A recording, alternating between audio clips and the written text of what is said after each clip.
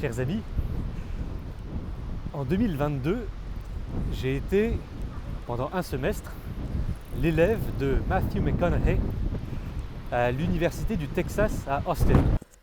Les amis, je vous propose de jouer à un petit jeu avec moi. J'ai surestimé la résistance au vent de mon micro-cravate et n'ai pas pris la peine de lui mettre une bonnette, ce qui aurait été une bonne idée pour un tournage en bord de mer. Ainsi, il y a quelques passages dont la qualité de son est mauvaise, et je vous prie de m'en excuser. Alors, vous allez me dire que ça devient récurrent, et vous aurez raison. Par conséquent, je vous propose de prendre à vos côtés une bonne bouteille et un bon ami, et de boire à chaque rafale dont mon micro accuse le coup. Vous verrez, ce sera un chouette moment, comme on en vit souvent en Bretagne. À toutes. C'était un cours de production qui est très célèbre dans la capitale du Texas. Je suis très content d'avoir pu y participer et qui est aussi co-animé par l'excellent réalisateur et producteur Scott Bryce, qui m'a beaucoup appris. D'abord parce que c'est un homme qui sait transmettre à la fois d'ailleurs son savoir, son savoir-faire, son expérience et aussi sa joie, son courage, son entrain. Et puis je lui dois beaucoup aussi parce que c'est grâce à lui que j'ai pu participer à ce cours qui normalement ne m'était pas accessible. Donc pendant cette vidéo, on va surtout parler évidemment de Matthew McConaughey, mais je ne pouvais pas parler de ce cours sans rendre hommage à Scott Bryce. Alors, je me fais une joie de partager avec vous tout ce savoir que j'y ai acquis, du moins une partie de ce savoir, puisque d'abord, il y a une grande partie qui sont des choses très pointues, très techniques sur la production de cinéma aux États-Unis, alors que sur cette chaîne, j'essaye plutôt d'être généraliste. Et puis aussi, le premier cours, j'ai signé une quantité ubuesque de NDA, donc il serait un petit peu absurde de tout révéler d'emblée sur cette chaîne YouTube. Mais aujourd'hui, je voudrais commencer par partager avec vous une formule magique. Une formule que Matthew McConaughey se répète quand il s'engage dans un projet, et ce jusqu'à ce que celui-ci soit accompli. Il a mis sûr à cette période de sa vie durant laquelle il s'était lassé de ses rôles de héros de comédie romantique, et oui, il a pris ce risque assez immense d'arrêter, de ne plus répondre aux sollicitations de ce genre, de quitter Hollywood pour revenir au Texas et d'attendre tout simplement que des directeurs de casting ou producteurs le sollicitent pour des rôles auxquels son public n'était pas du tout habitué. C'est un tout petit mantra, mais qui est d'une puissance infinie. Selon Matthew, ce mantra serait, entre autres choses évidemment, à l'origine du succès qu'on lui connaît aujourd'hui.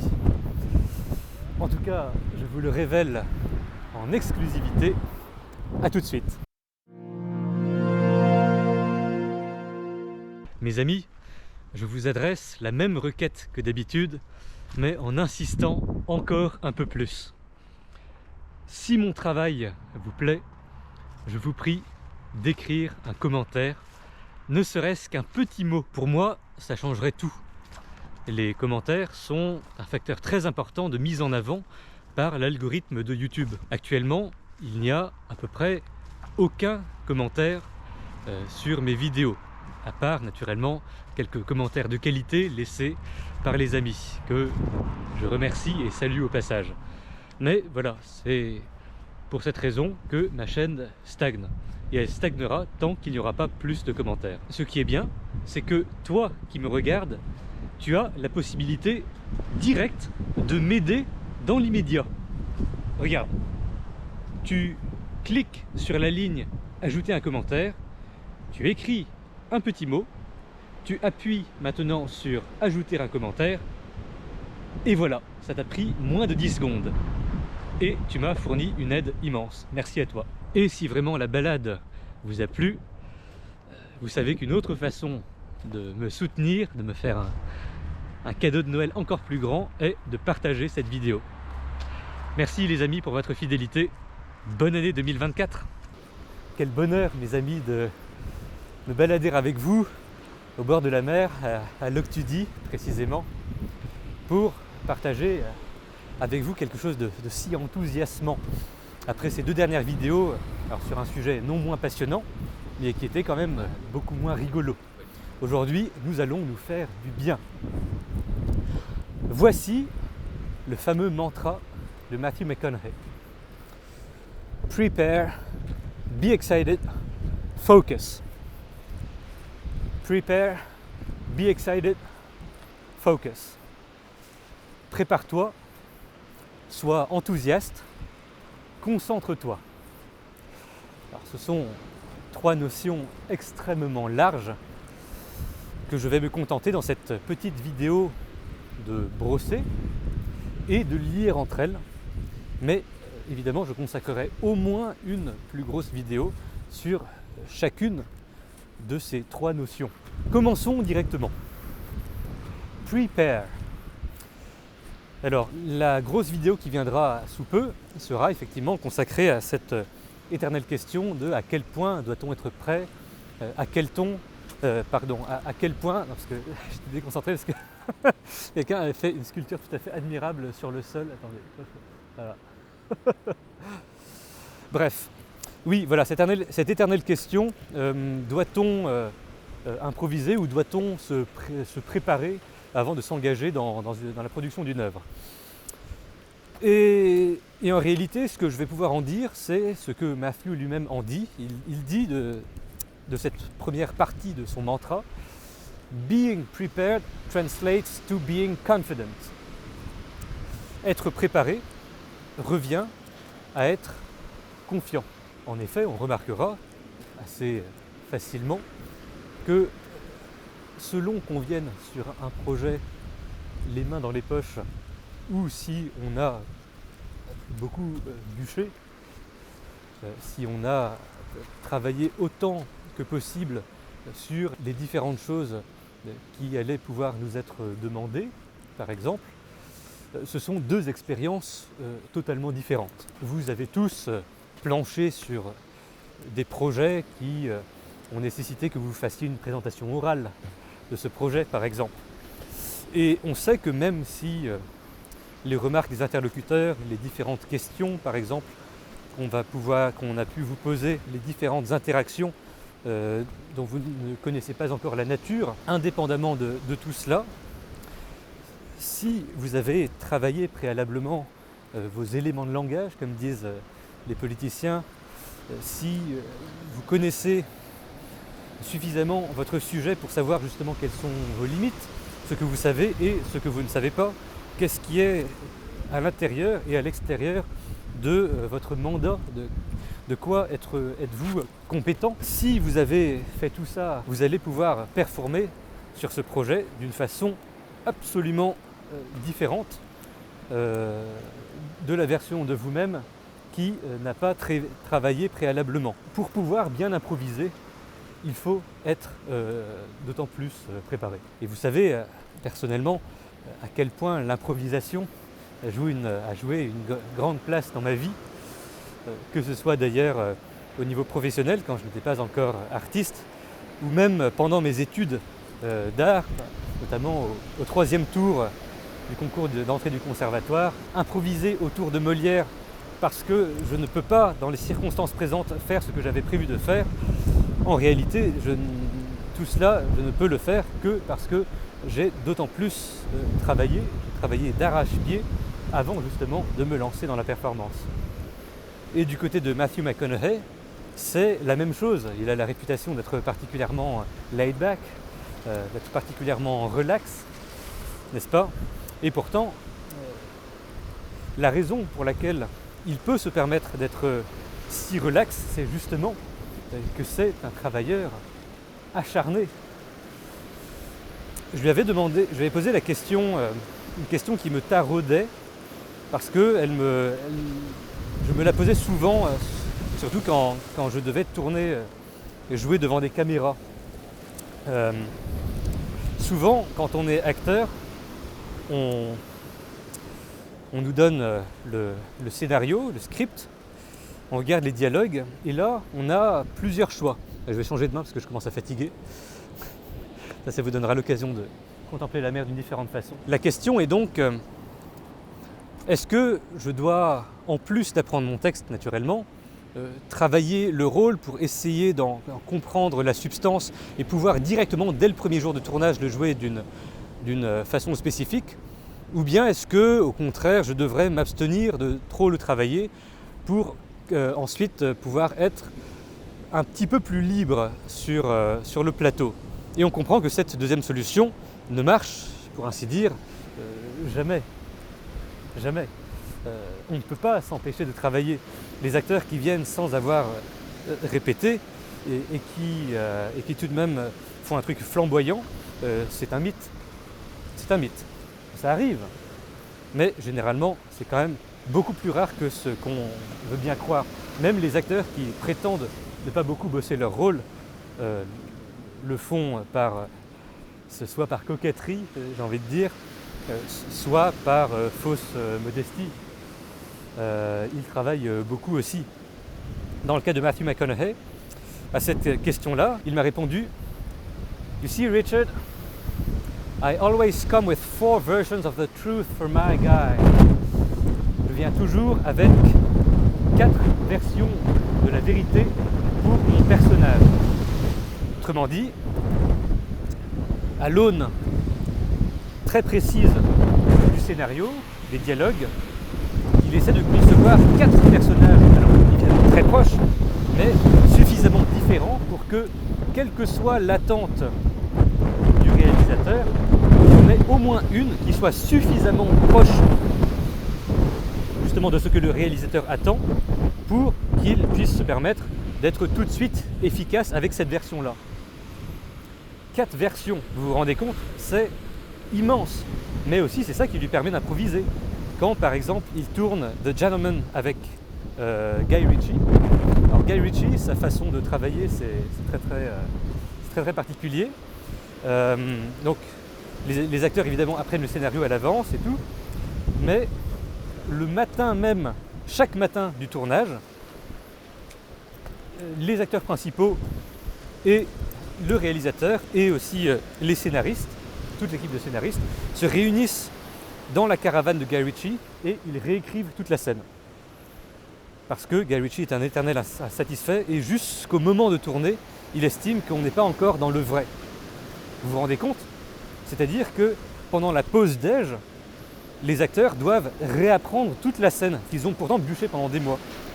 Mais en même temps, Matthew McConaughey en atteste, s'ils n'ont pas bûché préalablement, ils ne peuvent pas non plus improviser à partir des éléments travaillés dans la matinée aussi bien, parce que tout simplement ils n'auront aucune base. Ainsi, prepare. Alors la deuxième partie de ce mantra est be excited. Et à mon sens, il y a essentiellement 2 façons d'interpréter cette partie du mantra, cette injonction. La première, excusez-moi, j'ai le débit de parole un petit peu saccadé parce que le terrain lui-même est saccadé. Donc, be excited. Il y a, je pense, 2 manières de l'interpréter, 2 manières parallèles de l'interpréter. La première, c'est qu'il y a, mais surtout dans les écoles d'art, c'est surtout quelque chose qui touche les jeunes artistes, ce truc du « il faut avoir été malheureux, il faut avoir beaucoup souffert pour être un bon artiste ». Et aussi, il y a ce poncif qui consiste à dire que certaines étapes, certaines œuvres même, sont des étapes nécessaires. Il faut passer par là, même si ça ne nous botte pas du tout. Par exemple, il faut passer par certains auteurs du répertoire, si on est encore une fois acteur, comédien, metteur en scène.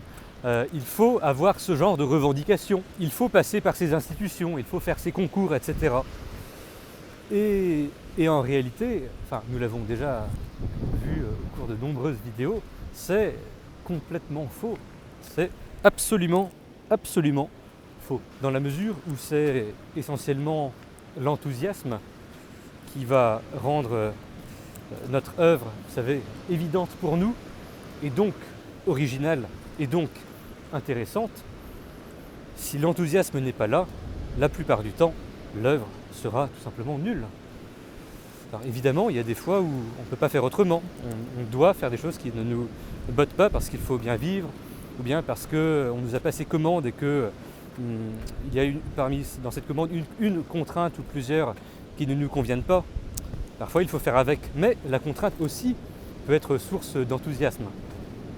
Ça, pareil, nous le verrons en détail dans la vidéo qui sera consacrée à cette notion. Mais ainsi, cette première façon de voir l'injonction « be excited », c'est ne nions pas notre enthousiasme.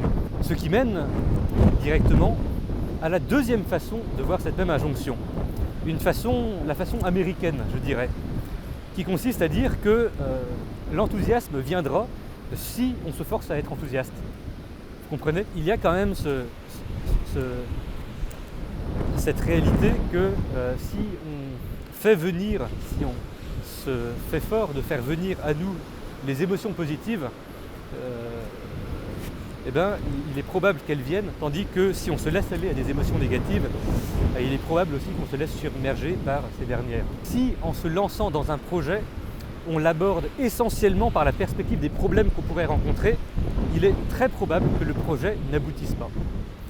En revanche, si on l'aborde par la joie, en n'oubliant jamais la joie que ce projet nous procure, et aussi par la confiance, l'assurance qu'on saura résoudre les éventuels problèmes, mais que de toute façon ce projet est susceptible de nous apporter surtout de bonnes surprises, alors il est extrêmement probable que ce projet aboutisse. Et en plus qu'il nous surprenne d'une bonne manière. Comme beaucoup, je crois, aux vertus performatives de la parole, aussi aux vertus performatives de la pensée, et je pense ainsi qu'il n'est pas absurde, qu'il est au contraire tout à fait délicieux de comprendre « be excited », donc « sois enthousiaste », en la traduisant par ce simple conseil « n'ayons pas peur ».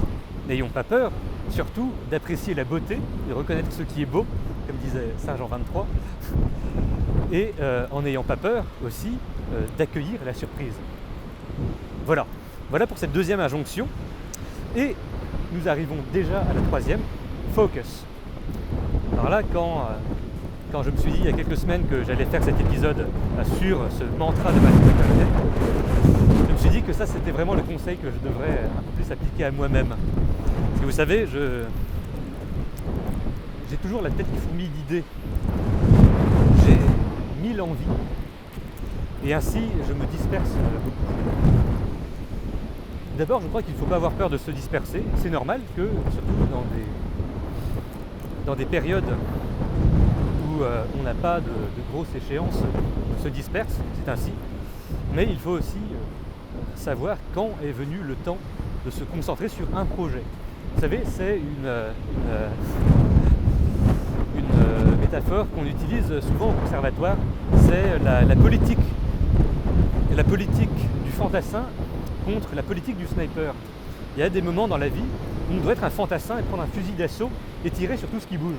Il y a un temps pour ça. Et puis il y a un temps aussi où, une fois qu'on a déblayé le terrain avec la méthode du fantassin, on doit tout simplement le poser, prendre un fusil de précision et juste attendre le bon moment pour tirer la bonne balle. Et c'est un peu ça aussi. Il y a des moments dans la vie d'artiste où on doit tout simplement poser le fusil à répétition et attendre le bon moment pour tirer une balle précise. C'est un peu ça. Là, je ne vous cache pas que actuellement j'ai trop de projets et il faudrait que je m'attelle à ce grand œuvre que je dois encore définir. Mais vous comprenez, il est essentiellement question de trust the process, comme ils disent aux États-Unis, faire confiance au temps, aux choses qui viennent. Quand le tournage commence, on se concentre sur ce qu'on doit faire en tant qu'acteur, sur nos objectifs directs, et plus rien n'existe autour. plus rien n'existe autour. Souvenez-vous, on avait parlé de l'état de conscience profonde dans notre première vidéo. Cet état où on ne se pose plus de questions et où on sait que on est en train de faire ce qu'on devrait être en train de faire. Et voilà, les amis. Voilà une partie de ce que Matthew McConaughey m'a dit. Prepare, be excited, focus. En tout cas, de mon côté, je me prépare à prendre un petit bain hivernal. Je vous fais de gros bisous.